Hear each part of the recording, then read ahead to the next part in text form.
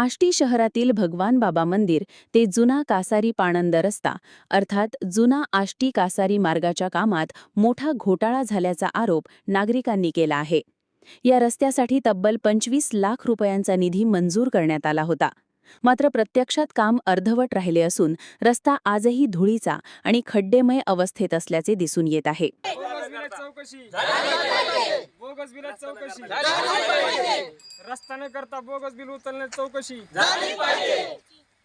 मागील वर्षी पावसाळ्यात हा रस्ता वाहतुकीस पूर्णपणे बंद झाला होता।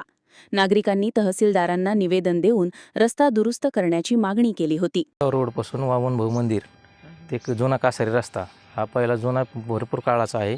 याचे निवेदन सगळे मी दिले होते तहसीलदारला, ग्रामपंचायतला, सगळं पाठपुरावा केला, तरी अजून 1 वर्ष झाले फॉलोअप काय कोणी घेतलेलं नाही। ग्रामपंचायतवाले म्हणते तहसीलला आहे, तहसीलवाले म्हणते ग्रामपंचायतला आहे। याचा अजून कशी कोण करणार, कधी करणार? बावनकुळे साहेब तर म्हणतात मी लगेच तातडीने चौकशी करतो, तहसीलदारला आदेश देतो। अजून कुठे मग तहसीलदार काय आतापर्यंत काय केलं नाही, दिलेले सगळे पुरावे। एक पाऊस झाला ना, 2 व्हीलर सुद्धा येणं मुश्किल आहे। आमचे मुलं आता शाळेत कसे सोडायचे, काय करायचे? हा तालुक्याचा प्रश्न आहे, हा जवळचा। हे लोकप्रतिनिधी मी लक्ष द्यायला पाहिजे याच्यात। मी ह्यांना सगळ्यांना मी निवेदन दिलेले आहेत, ग्रामपंचायत सदस्य असू द्या, हे तहसीलदार, BDO सगळं आपल्या ह्याला नेलेलं आहे, तहसीलकडले। आता सरपंच महिलांना उत्तर दिलं, तुम्ही वर्गणीतून रस्ता करून घ्या। हे आलेले त्याची चौकशीला आम्ही ते सगळं BDOला त्याला दिलेलं नाही। BDO मध्ये चौकशी करू। आता ह्या 1 वर्ष होत आलं याचं, कुठंच काही चौकशी नाही, काहीच नाही। जे महसूल मंत्री श्री बावनकुळे साहेब यांनी यांच्यावर काय कठोर कारवाई करण्यात येईल याचं करावं पटकन।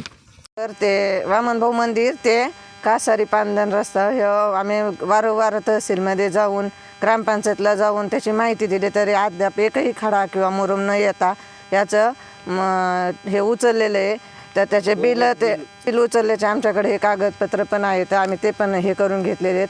तहसीलदार मॅडम स्वतः येऊन म्हणल्या, पण त्या पण अजून 1 वर्ष झालं तरी अजून त्या आलेल्या नाही आहेत।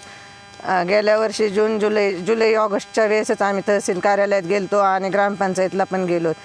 सुरुवात महिलांनी केली, महिलांच्या पाठीमागे सगळे पुरुष पण आमच्या आले, तरी पण अजूनसुद्धा इथं एकही व्यक्ती म्हणजे ह्याच्यातलं आलेलं नाही आणि या रोडसाठी कुणीच अजून म्हणजे त्याची दखल घेतलेली नाही।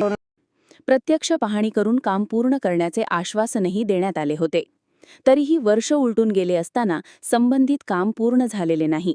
दरम्यान संबंधित ठेकेदाराने 4.5 लाख रुपयांचे देयक उचलल्याची चर्चा नागरिकांमध्ये सुरू आहे। नागरिकांची मागणी आहे की या कामाची तात्काळ चौकशी करण्यात यावी, संबंधित ठेकेदारास नोटीस देण्यात यावी आणि दोषींवर कठोर कारवाई करण्यात यावी। प्रशासनाने तातडीने दखल न घेतल्यास आमरण उपोषणाचा इशारा नागरिकांनी दिला आहे। आष्टी प्रतिनिधी शशिकांत जरांगे यांच्यासह सारथी महाराष्ट्राचा न्यूज।